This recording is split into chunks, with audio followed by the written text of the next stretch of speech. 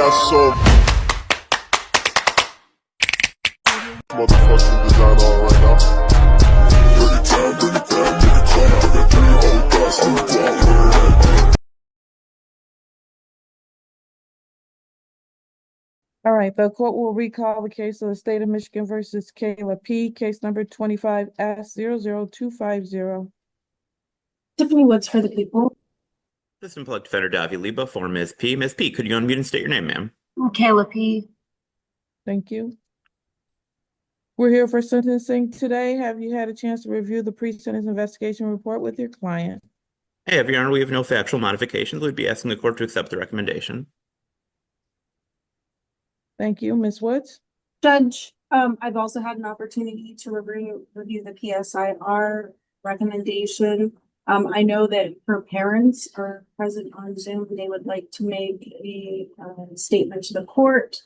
And I would just like the court to be aware that in that interview, she basically denies having made this assault, and basically said that it's all her mother's fault and she had to spray her mother in the face to protect herself. So we're asking the court for 18 months of probation, not the 12 months of probation. And I would ask the court to allow the victims to speak. Thank you. Thank you. All right, we'll start with Miss Naomi P, who is the mom and was the victim of this particular assault. And I know that the brother was present. I read the police report so that everybody is aware of the fact that I read the report, both the pre-sentence investigation report very closely, as well as the police report, so that I could get Mr. Dabrowski, you may leave your case. We're all set. I read the report so that I could get a clear understanding of what was reported to the police in terms of what happened that day versus what Ms. P is saying in terms of what happened that day. Because I hope that the community is aware that I'm very attuned to whether people are accepting responsibility for their actions or not. It makes a huge difference for me if people can acknowledge their wrongdoing and try to rectify their wrongdoing versus folks who decide that they are going to discount what they actually did and make excuses for it. So I really do want to know what happened that day based on what the mom said to the police and what the brother said to the police. It seems fairly clear to me, but I want to hear further from the folks at that home as to the environment. So Miss Naomi P, I'm very pleased that you're here today, and I welcome your comments. Thank you, Your Honor. I wrote out my victims. I had some deep thought over the last weeks about what happened, and I wrote out what I was going to say. And thank you for allowing me to express my what happened. My name is Naomi, and I am the mother of Kayla, the defendant. Unfortunately, Kayla had unfavorable living conditions for quite some time. She reached out to her dad and I regarding coming to live with us. Kayla had been living with my husband and I for about 3 weeks. A couple of days before the incident, her 3 children were staying in our home as well. On June 7, 2025, my daughter Kayla arrived home from work and proceeded to prepare her children for a bath after fussing with her dad about taking care of her children and being her responsibility. During an attempt to have a discussion with Kayla about the needs of her children and the conditions of our basement, she used profanity and yelled at me, saying, "F you." During this argument, I proceeded down my basement stairs and approached her. She sprayed a chemical fragrance in my face. The fragrance caused blurred vision in my eyes. As I attempted to get the can out of her hands, we fell to the floor wrestling. She then started pulling my hair. I began pulling hers, At some point during all the commotion, she said, "I don't have a mother." I quote.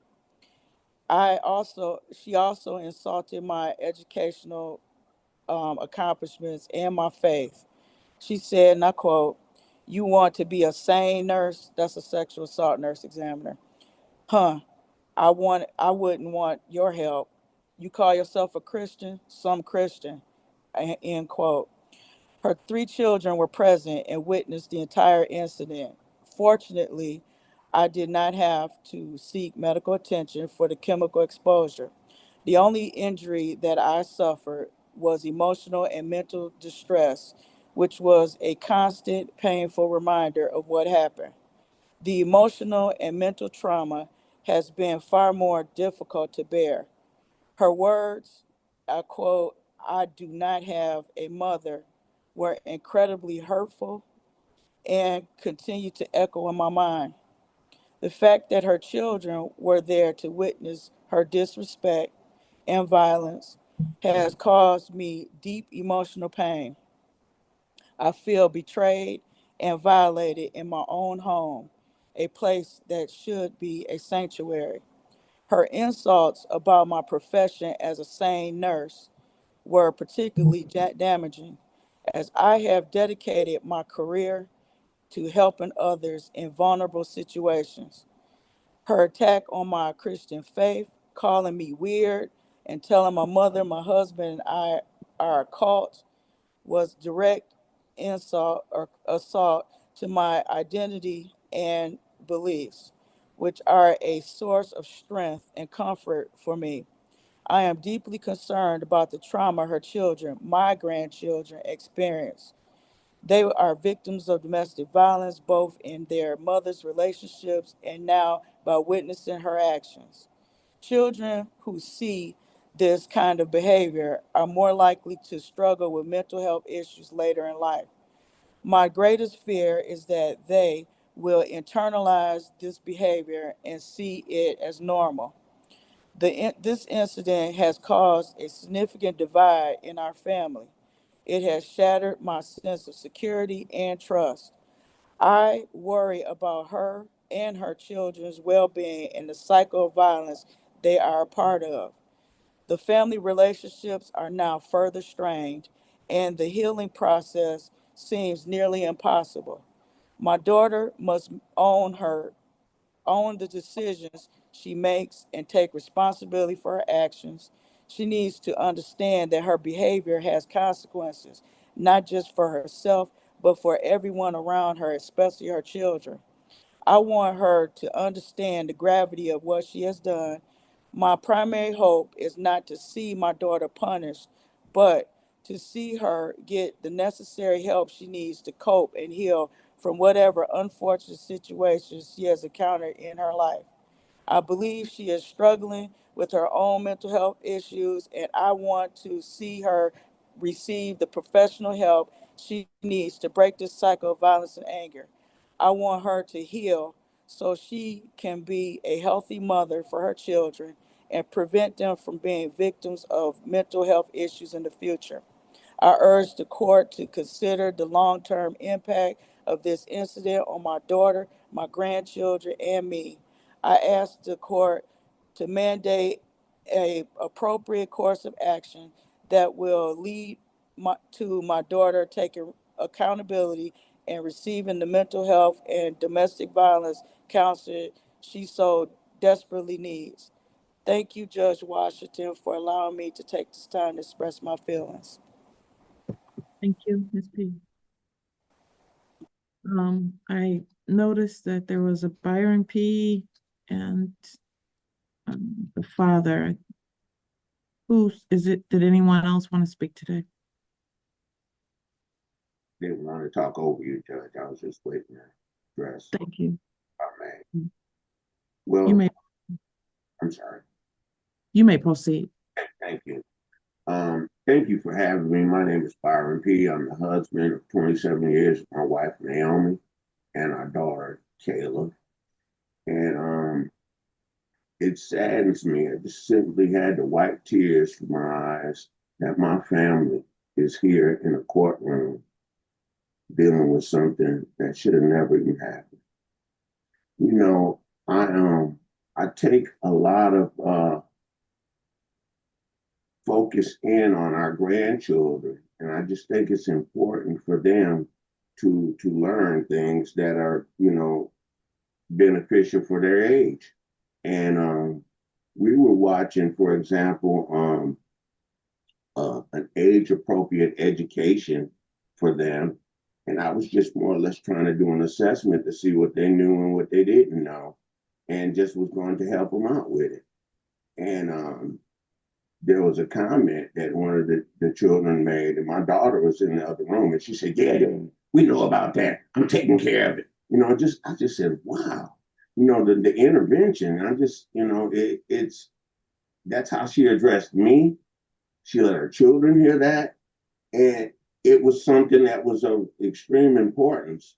I take I think it's extremely important for the children to receive help. It takes a village, and I really want them to know that they're loved and they're cared for, and I want the best for all of them because I love them, and I love Kayla, and Kayla would constantly tell me that I wouldn't allow her to parent, and this particular day, Kayla worked a 2 to 8 shift. She got off, and I would assume she would have got home by about 20 minutes. And if she had something else to do, I would think a responsible parent should call whoever has her children and simply let them know what was going on. It became to 8:45, and then I took the initiative to call Kayla. And that was negative to begin with. She just started cussing at me and stuff. And you know, I love my daughter dearly, and it saddens me that the communication goes that way. And Kayla, I mean, it hurts me sadly because she would tell you something bad about certain individuals, and then you'll see her with them the following day.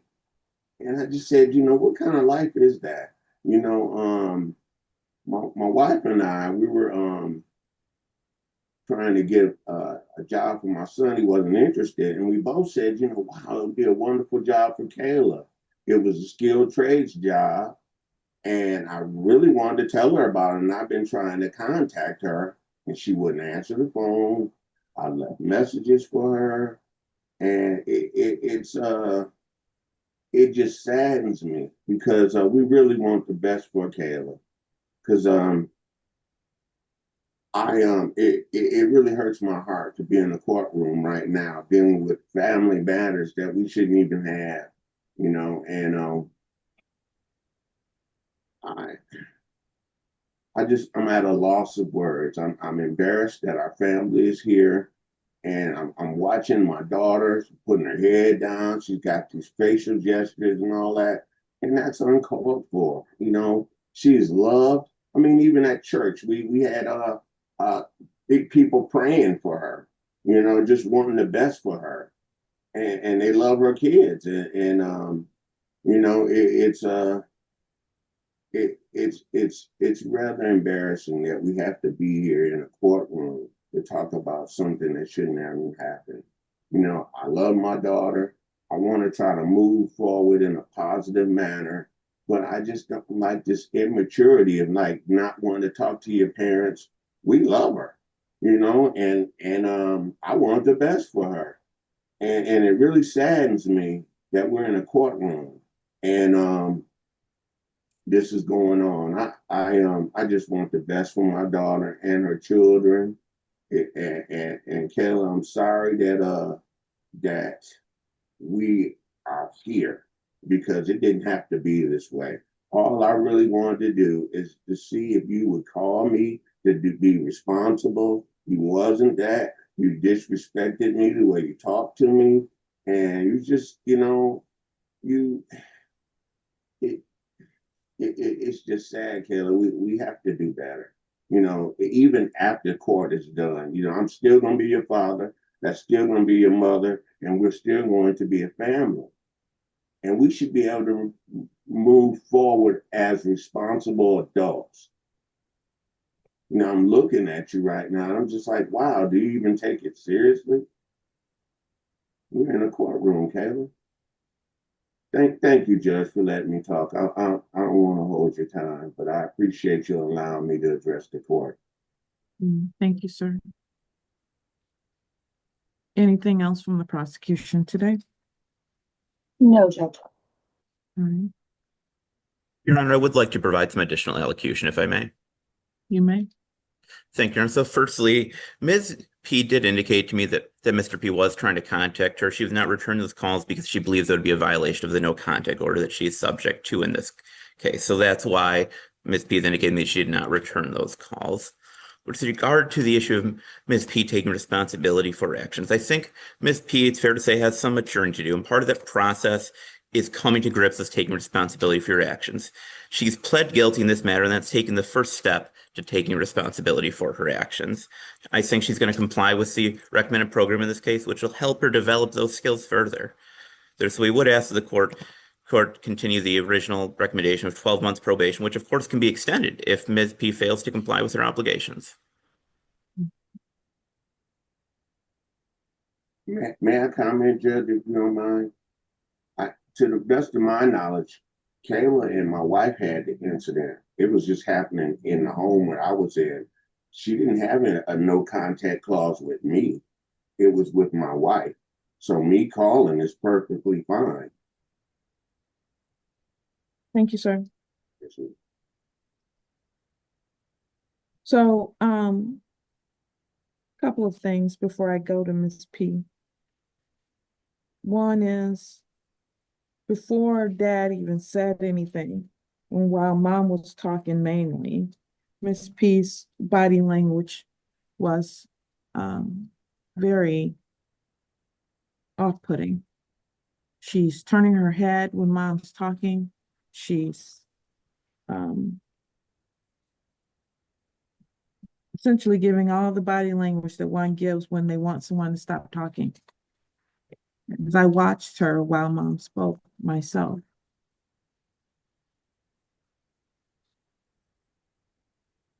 But one thing I think I got out of what Mom said that may not justify, because there's no justification for it, but at least frame why Miss P thought Mom was charging at her, is because she was cursing at her mother. So it is likely that Mom may have been charging at her when you cuss at your mom in her house. But it doesn't justify that you're going to spray your mother with anything and fight your mom and pull her hair. The disrespect that I'm hearing is just outlandish, is the word I look at and think of. And the fact that you don't know that and you don't understand that is extremely problematic. So is there anything else you want to say before I go to your client, Mr. Lebo? I think I don't have anything further, Your Honor, no. Ms. P, is there anything you would like to say today?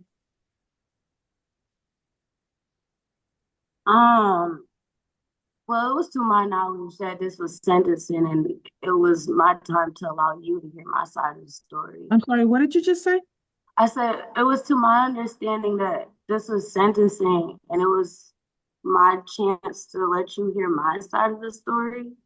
But I shared my side of the story, and it just won't happen again.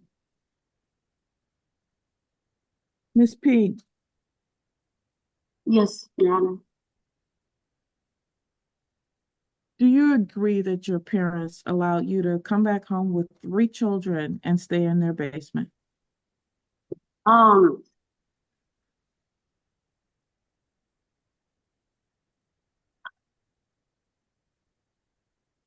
necessarily, honestly, I don't even know how to answer that question. You don't know how to answer whether they allowed you to come back and stay in their basement with 3 children? No, it did. It's a lot of missed context clues. Ms. But P, the judge is I'm just asking you a yes or no question. then I guess yes. What is the hesitation in that? I got placed in an unfortunate situation, so I'm just trying to pay the consequences. I don't know what you mean by you got placed in an unfortunate circumstance. I don't know what that even means. Well, Your Honor, it's not much convincing I can give you anymore. So I really feel like I can't even tell you my side of the story anymore. Everybody's minds got made up. That's your choice. All of this is because it's your choice. Well, to be honest, what happened was I was providing for my children. Really, it was just me staying there. And spirit of the moment, my children was supposed to come there because some other thing happened regarding my previous home, and a lot of other things got messed up with what I had set up for my children. So I was just trying to have everything set back up for my children. They got placed over there, and everybody said they wanted to help me, but when the time came down to it, it just seemed like it was a issue. So I was necessarily trying to do the best I could as a single parent, going to my payroll job and being a dasher on the side. Now, my children came there with all of their belongings that their dad had packed up, and it was some items that they needed. Now, me going to my payroll job, I can't touch those funds yet until payroll, until I get my paycheck. So I just said, okay, when I got off of work, I made the necessary thing to call my parents, let them know, hey, I called my dad first, actually, and let him know, because I knew my children was over there. I just said, I'm gonna go dashing for an hour. That's it. I guess he didn't like the fact I said that. And I was thinking, why is he upset? Is my mom not there? Because I understand his health and everything. It's not that good. So he needs some extra help at home. So I was going to consider like, okay, maybe my mom isn't there. Maybe that's why. But he said she was there. And so he placed her on the phone, and I told her the same thing. I said, hey, I just called dad and let him know that I just got off of work and I'm going dashing for an hour. So it was some type of communication on my end. If it wasn't enough, I don't know what they wanted me to do. But after I finished my dashing, and while I was driving, it was just all these phone calls of me getting blown up by them. So I figured what's going on. I had to pull over on the side of the road. I explained this to the police too. I'm like, you're not supposed to be on the phone and driving. That's illegal. So when I figured out what was wrong, I said, I'll be home when I can. Because I said, you guys have to go dashing with me to see that you don't get done at the time that you get done. You could be in the next city or wherever. So when I made it there, it was just constant arguments about the type of jobs that I do. And they said that the kids needed to be wound down, but I thought it was still early enough because I got there around 10. So I said, well, you guys said I'm grown, that they're my children. So I said, I can just take them with me and finish dashing, getting this money, because I was going to use the money from DoorDashing to go get their necessary items that they need, since that's money that I can touch right away instead of waiting for a paycheck. And that's what I let everybody know, that was what type of time I was on. So then when they said, well, don't you think they need to be wound down? Is late. I'm like, well, to my understanding, when I came into the house, TV was on, they were up alive in the living room. So I was just like, okay, well, cool. They said they needed to be bathed. I said, well, let me go take them downstairs and get them bathed. I said, I'm a parent, I understand it. But my mom did say, well, if you are a parent and you know that, why would you need to say that we said that they need to be bathed? So to my understanding, while I was at work, it wasn't pitched in for any type of help that they could have got bathed, which they have done before, but it's not their responsibility. I'm their mother. So it's really my responsibility. I understand that. But as I was going downstairs to get my kids bathed, my mother was talking about the level of work and how I don't have a career job like her, and I'm Bath and Body Works and door dashing wasn't gonna make do in life.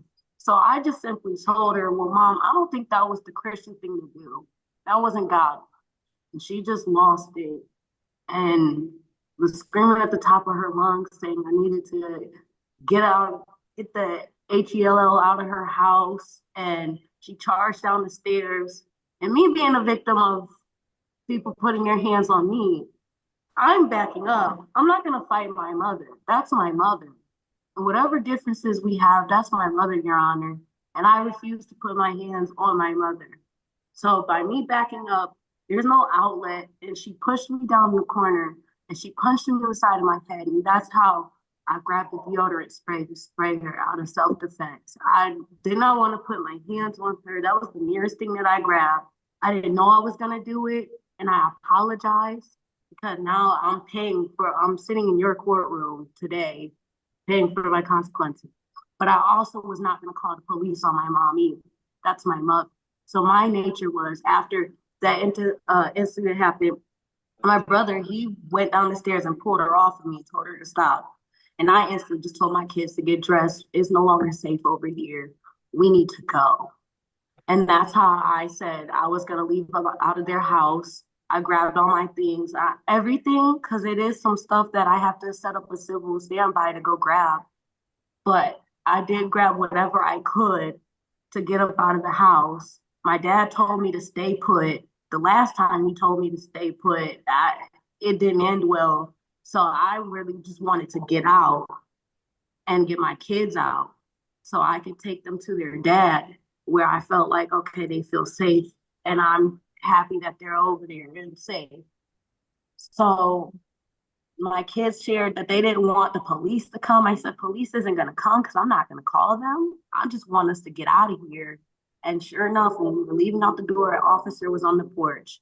He asked, was I okay? I said, everything's fine. We were just leaving.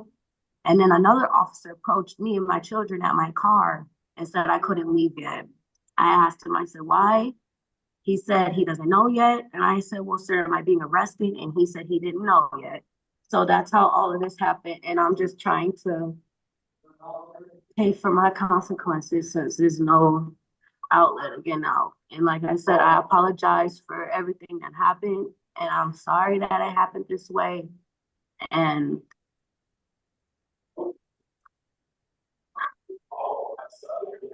I just wanted everything to be good. So that's my side of the story, Your Honor. So that's why I'm here listening to everybody. I heard what my mom said. I heard what my dad said. I'm taking it in. And I apologize to both of them as the creators of me. So did you say F you to your mother? No, but I did say that about the same because I felt like, why did you punch me in my head? And you told me that you used me as inspiration to be a SANE nurse. So I did say that. That is valid that I said I wouldn't want to get help from her. These situations are incredibly difficult. I also know that you're an extremely smart young lady, and you can sit here and give me a version of events that seems very rational and reasonable. And I wasn't there. And I'm just hurt because I didn't expect my mom to do that to me.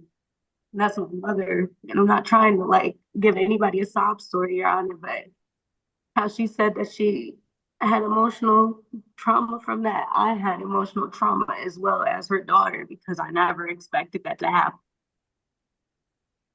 And I just wanted to pay the consequences.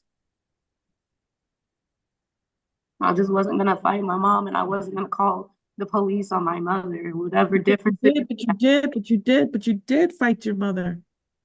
You're gonna say you weren't going to, but you did. You fought your mom. You literally sprayed her in the face. You literally pulled her hair. Those I things didn't pull. you don't acknowledge pulling her hair either. She didn't even pull my hair. That's why I didn't know why she said that. My hair wasn't pulled and her hair wasn't pulled. But what happened was she charged at me and pushed me down in the corner and punched me in the side of my head, causing me to grab something that's near me, which was the deodorant spray. I just sprayed her to get her off of me. But my brother pulled her off. And that's the only physical, well, not physical, because you guys call that a weapon. But that was it. And I grabbed my stuff and I tried to leave the scene because I didn't want to be there anymore. I didn't feel safe being over there. And I didn't feel like my children was safe being over there either. Because it was done in front of them.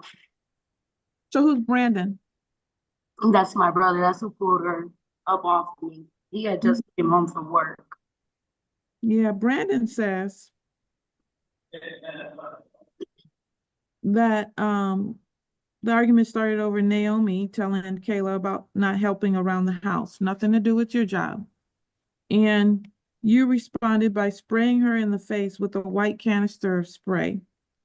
And then Naomi attempted to grab that spray from you, and then you ended up falling over and started wrestling on the ground. So you sprayed your mom in the face. And then you were pulling your mom's hair. So not only did she say that, but an independent witness says that. He wasn't even in the basement when all of this took place. And that's when Naomi punched you to get you to stop pulling her hair. So I don't know if you're delusional or what. Like, do you really believe these things that you're saying? Because their version of the events talking to separate people are the same without talking to each other. Then you go out to the car and you get a taser, and you're sitting here telling me that you didn't intend to fight your mother. You were going to tase your mother.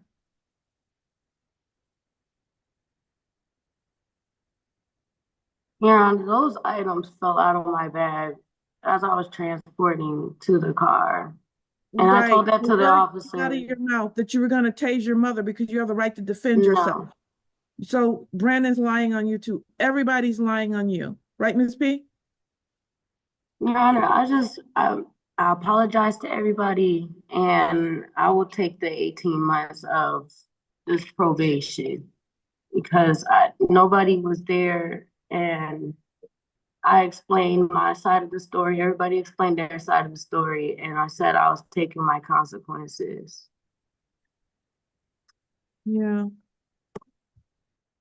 You know, your father's correct and your mom's correct. That the people who are going to suffer the most in this are the grandchildren. Because they're witnessing this. They're witnessing the devolution of your family as it happens in real time. And I believe you believe what you're saying. That's the hard part. Is how do you get through to someone who actually believes what they put in their head? You believe it. And stop rolling your eyes at me. I just had something in my eyes. No, I apologize. You have an excuse for every single thing, Ms. P. Okay. I'm not your mom. And I will put you in jail. You're gonna need to learn how to be more respectful. So you say that you called your dad. Your dad said that he hadn't heard from you and he had to call you. Is there a way we could pull up phone records? Like, can I go to my phone company and pull up like phone records to prove that I called? Sure, you can do Okay. that. I will do that first thing after I leave court because I have to go pay my phone bill today anyway. So I will Okay. pull that up and see if I could drop that off to the court. Well, you know, the truth is what happened there matters to me a lot. So Dad, is it your testimony here today that she didn't call you when she got off the first job? That's correct. I was just looking at the time, like I had stated to the court, my daughter kept accusing me of not letting her parent. And so I was trying to give her the initiative to contact. And any responsible parent who has someone watching their children will allow them to know, hey, I'm off of work, I'm on my way there, establish some type of communication. When it got to be 8:45, I was like, where's Kayla at? And one of the things is she stated that she dashes a lot. And that was just, I was talking to my son about that because he does a lot of dashing, and I said, but every time she turn around, I'm dashing, I'm dashing, I'm dashing, I'm dashing. And the lady that even her the kid's father, mother, the kid's father's mother, she said that the next day she was over there and they were gone somewhere. And Kayla told us for hours about how he's a terrible person and she don't want to be with him and this, that, and the other. So Kayla has a history of saying things that try to convince you that this is how she is, when it's nothing like that. And I hate to say that, Kayla, but it's the truth, And I know it's going to be consequences now. You probably won't let us see the kids and things like that. And I heard you use the excuse that you didn't want to contact me, knowing it was you wasn't supposed to contact your mother. I mean, you knew that just as well as I do, Kayla. And I just said, okay, I'm listening to you. The fact of the matter is, Kayla, we're in a court of law. This isn't just you talking to anybody. We're in a court of law. Think about things carefully before you say it. Don't let things get used against you. You're hurting me. Look at your facial gestures right now. I'm just like, come on, Kayla. Please, babe. Be better than that.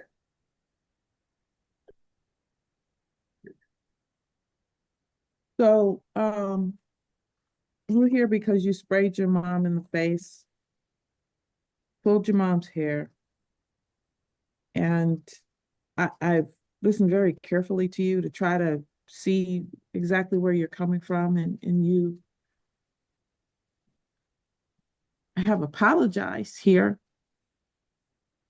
but then accuse your parents of lying about basically everything that they've said today, which is pretty serious to me. Like your dad said, you're in the court of law right now. And you're looking at an opportunity to get HIDA, which is a first offender program that allows for this to be erased off your record.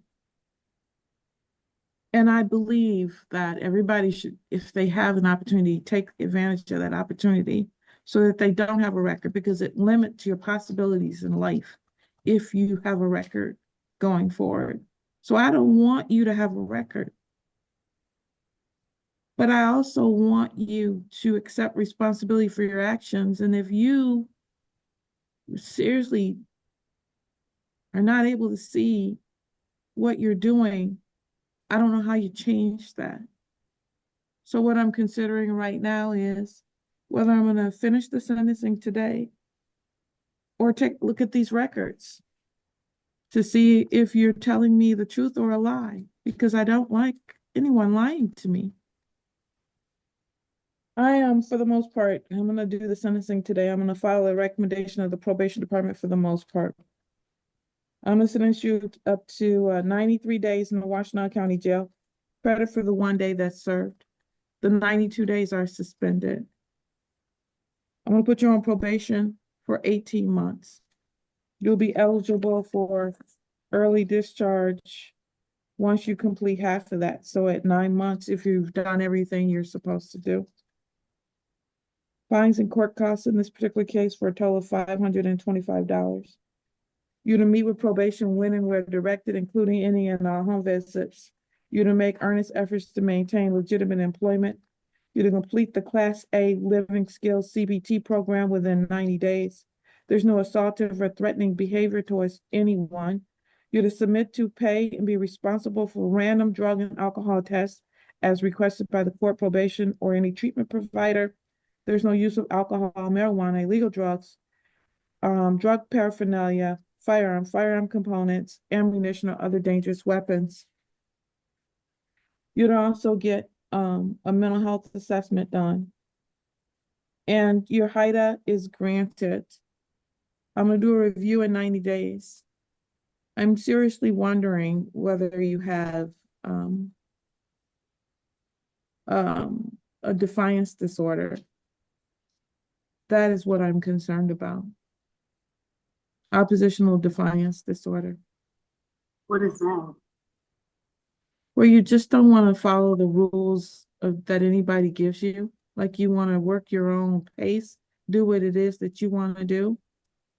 And you defy when people tell you what it is that you should be doing. So I'd like for CMH to look at that and tell me whether or not you have that. And if you have it, I am hopeful that you will work towards getting over it. If you have it, it will show up here because I am a person of authority that you would then be defined. So I hope that you don't have it and that you don't defy what I'm asking you to do. I would hope that you would not try to keep the children away from parents that seem to be very loving and caring for you and who would care for your children. As a parent, you get to parent your own kids. That's all true. But as a parent, you also need to listen to your own parents because they've been through it with you. And they can be source of guidance. But that's your choice. I'll see you back here for a review. I'm going to do a review in 60 days on October 20th, 2025. And that'll be at 10 a.m. At that time, I want to see these, I'm ordering you to provide the court records, the phone records that you're telling me that are true. So please provide me those phone records showing that you say you called your dad. You got it. Okay. Yes, Your Honor. You need to contact the probation department tomorrow after 9:00 a.m. Do you have their phone number? Yes, Your Honor. Call them tomorrow after 9, okay? Yes, Your Honor. Thank you. Thank you. You're welcome. Good luck to the family. Thank you. Thank you for having us. God bless you. Thank you, Your Honor. You're welcome. You're all set. Public call case of the state of Michigan versus Daniel Magoo. Are we not ready? Okay.